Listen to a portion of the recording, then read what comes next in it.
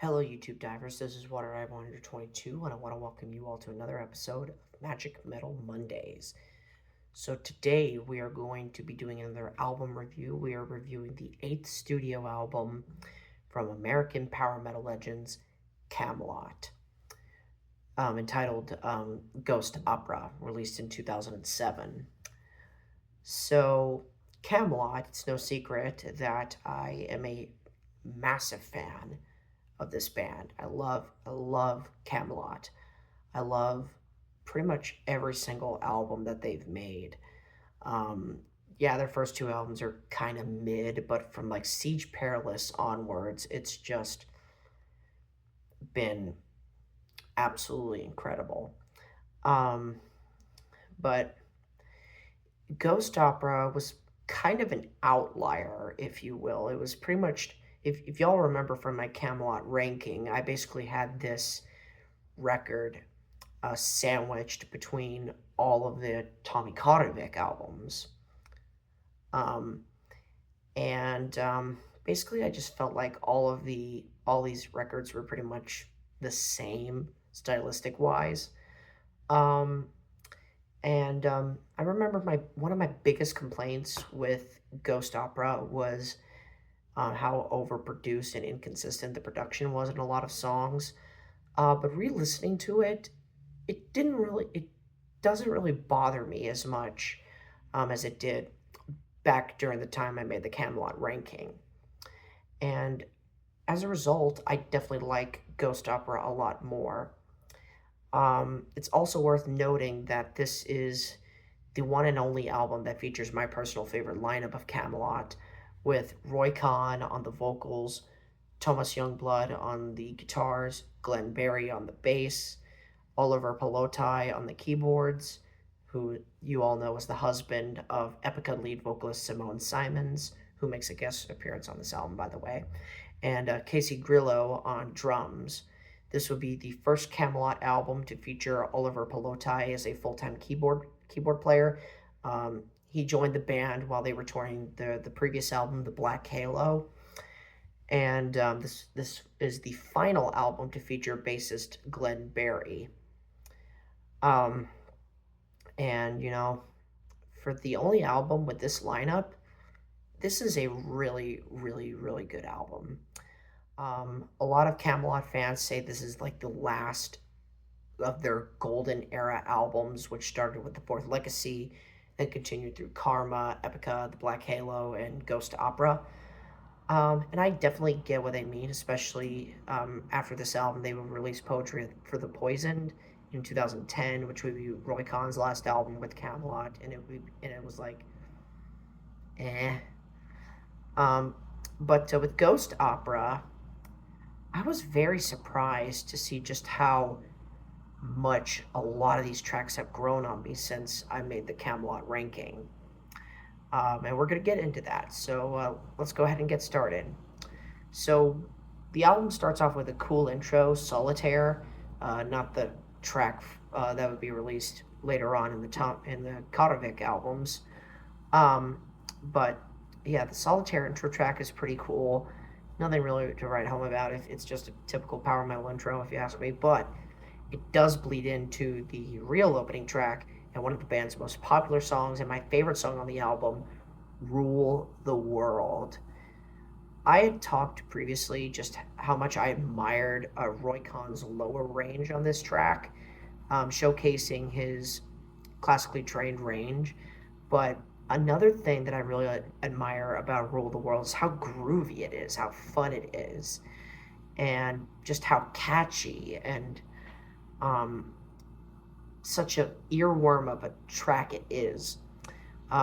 It's probably the most overplayed song on the album, and um, for good reason.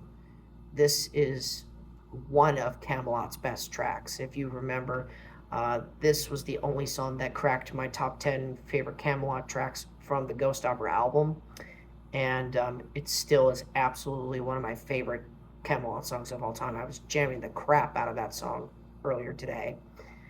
But yeah, Rule the World, it rules. No pun intended. So yeah, Then we get another classic Camelot track is the title track, Ghost Opera. This song is just so dark and haunting, especially in that chorus. It feels like something I would hear out of like um, a Halloween or a vampires movie. It's so dark and haunting, and those operatic vocals by Amanda Somerville, who makes a lot of guest appearances on this album, is just so haunting. And Roy's just experienced vocal techniques and just ethereal sound just comes into full fruition here, and I love it. Ghost Opera, again, one of the best tracks from Camelot, if you ask me. I love this song. Then we get The Human Stain. I wasn't really big into this song when I first heard Ghost Opera, and I'm still not really big into it now. I don't know what it is. I've never really liked those industrial metal vibes that this song gives out. And yeah, it just doesn't work with Camelot in my opinion. I don't really like The Human Stain. I mean, it's not awful, but it's just kind of mid, you know? It's like it's all right. Um I mean, I think the fans love it cuz this was one of 4 tracks on the album released as singles, but yeah, I don't really think the band has played it live very much outside of their supporting this album supporting tour, but you never know. But yeah, then we get the next track on here, Blücher, which features Simone Simons from Epica. And while this is not nearly on the same level as Roy and Simone's duet on The Haunting from on the previous record, Black Halo, or even their duet in Epica with Troy Spearguest off their Consigned to Oblivion album. Um, but Blücher, in of its own self, is a really underrated song. I've always liked this song, um, especially those octavial vocals. If that's even a word, from Roy and Simone. It's just very haunting and very dark. I really like it.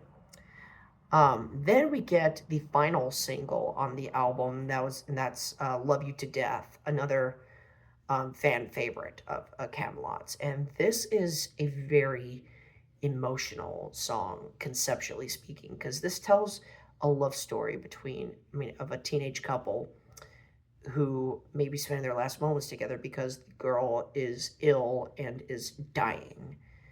And yeah, if you follow along with the lyrics, it's one of the most emotional songs and one of the most emotional stories that Camelot's ever delivered. But in my opinion, I don't really think the music captures that atmosphere. It's a big reason why I wasn't super duper crazy about the song like a lot of other Camelot fans are. I think if the song was more treated as if it were like a ballad, I think it would better hit as an emotional thing. But this, in my opinion, just feels a little bit too upbeat for the content that it's talking about.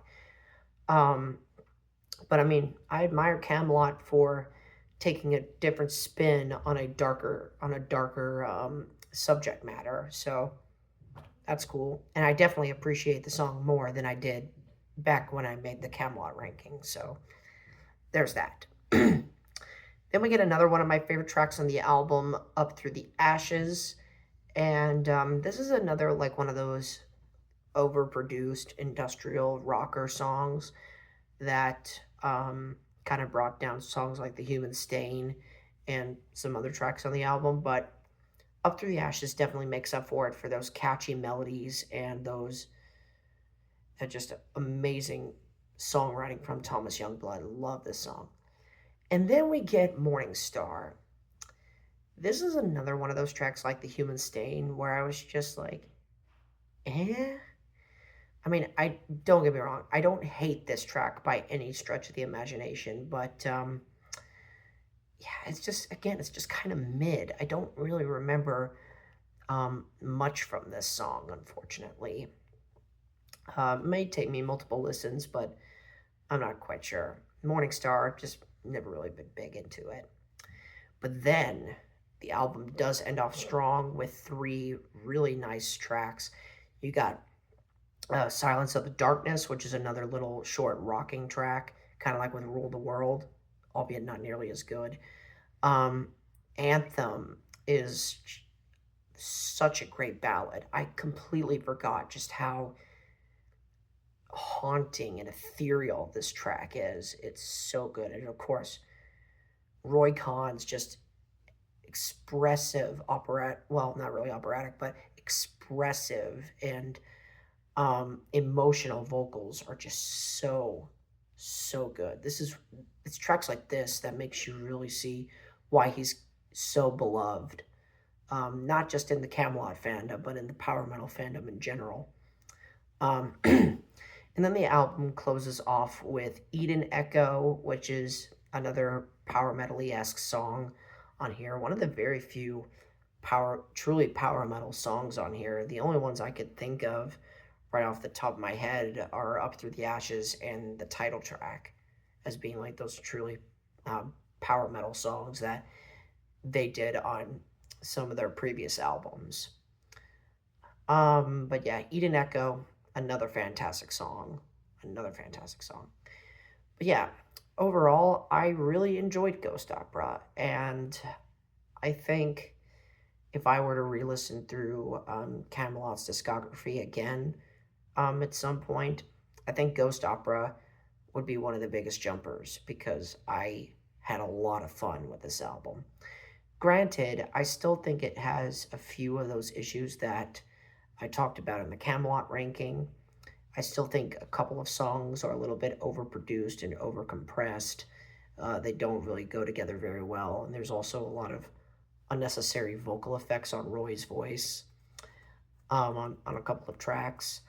But like as a album all on its own, I can definitely see why this album has its fans. It's very dark. It's very ominous. This is probably like one of the darkest and most haunting albums they've done. And I definitely admire that. I definitely admire it for that. And it also helps that "Rule the World" is on this album, and it freaking slaps. Um, and the title track as well. But yeah, overall, Ghost Opera, I give it a solid 9 out of 10.